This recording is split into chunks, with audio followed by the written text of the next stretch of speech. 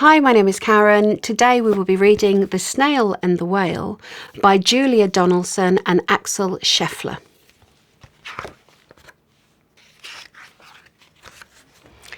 This is a tale of a tiny snail and a great big grey-blue humpback whale. This is a rock as black as soot, and this is a snail with an itchy foot. The sea snail slithered all over the rock and gazed at the sea and the ships in the dock. And as she gazed, she sniffed and sighed. The sea is deep and the world is wide. How I long to sail, said the tiny snail.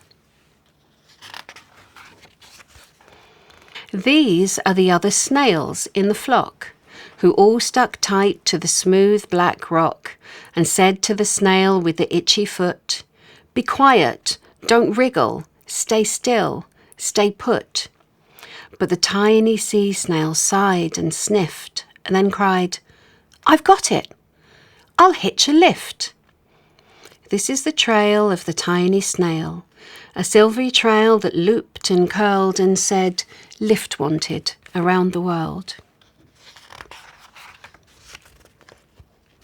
This is a whale who came one night when the tide was high and the stars were bright, a humpback whale immensely long, who sang to the snail a wonderful song of shimmering ice and coral caves and shooting stars in enormous waves. And this is the tale of the humpback whale. He held it out of the starlit sea and said to the snail, "Come sail with me." This is the sea so wild and free that carried the whale and the snail on his tail to towering icebergs and far-off lands, with fiery mountains and golden sands. These are the waves that arched and crashed, that foamed and frolicked and sprayed and splashed the tiny snail on the tail of the whale.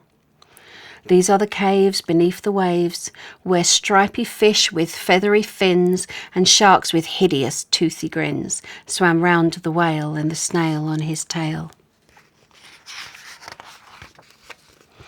This is the sky so vast and high, sometimes sunny and blue and warm, sometimes filled with thunderstorms, with zigzag lightning, flashing and frightening the tiny snail on the tail of the whale.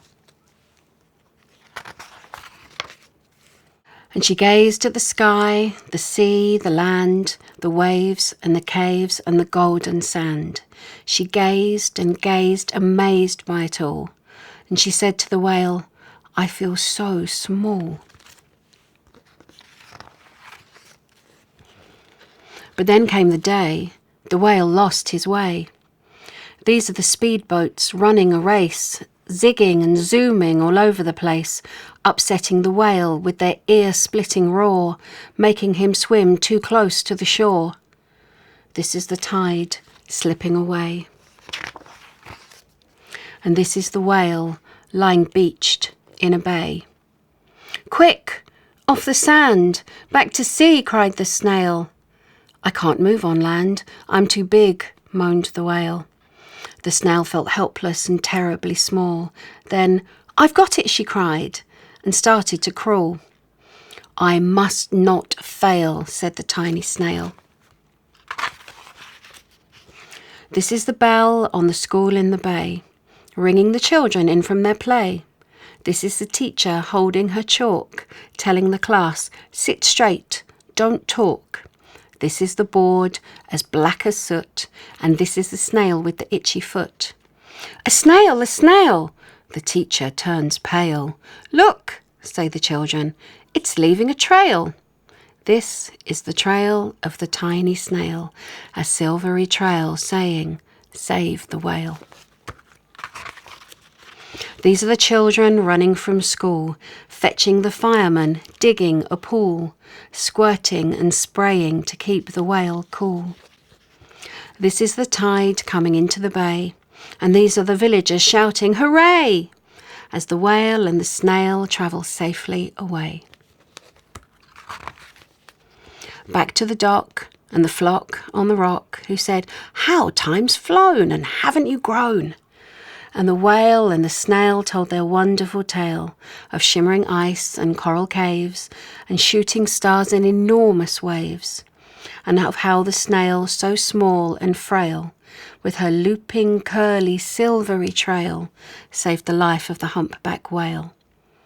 Then the humpback whale held out his tail, and on crawled snail after snail after snail. And they sang to the sea as they all set sail on the tail of the grey-blue humpback whale. Thank you for listening. See you again.